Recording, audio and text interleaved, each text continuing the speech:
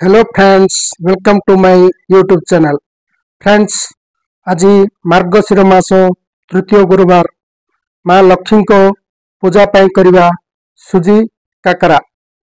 प्रथमे गोटे ओसार माँ डेक्ची नहीं गैस उपरे बसई सेथिरे 2 ग्लास पानी पकाइबे। पानी फुटिला परे सेथिरे 1 ग्लास सुजी पकाइबे। सुजी को पकाइबा समय रे धीरे धीरे पकाई गोटे स्पून द्वारा घांटी घांटी पकाउथिबे। शेषरे चीनी 1 ग्लास या को मध्य धीरे धीरे गोटे स्पून द्वारा घांटी घांटी पकाइबे। देखंतु जंतुनी रो स्ट्रक्चर केमिति आसुछि। वीडियो रे देखाइला भली जंतुनी रो स्ट्रक्चर एई भली आसीबा निहाती दरकार।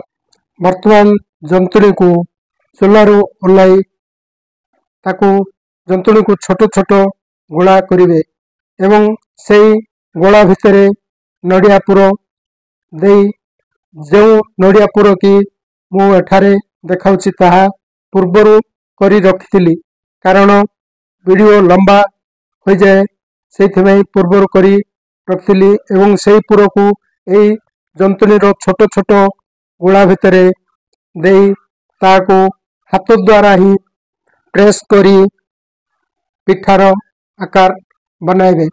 देखंतु वीडियो रे मु किपरि करछि। एही परि भाबरे जंतुनी मझिरे पुरो को देई पिठा को गड़िबा। पिठा गड़िबा शेष हेबा परे गोटे कढ़ाई रे तेल नहीं ताको गरम करिवे। तेल गरम हो गला परे कड़ीथिबा पिठा को तेल रे गोटे गोटे करी आस्ते आस्ते पकाइबे। पिठा को तेल रे छाड़िया समय रे बहुत सावधान रो सहित छाड़िया को पड़ी थाए, नचेत गरम तेल आमर हाथ ऊपर को छिटी पड़िबार संभावना थाए। कढ़ई रो साइज अनुसार हमें सेथिरे पिठा पकाई पिठा को तेल रे भल भावे गोटे स्पून द्वारा ओल्ट पाल्ट करुथिबे।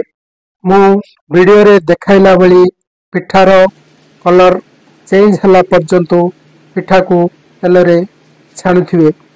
देखंतु पिठा रो कलर केमिति आसी जाइछि। वर्तमान आमर पिठा प्रस्तुति शेष हलानी। एही पिठा को माँ लक्ष्मी को पूजा रे व्यवहार करिबा।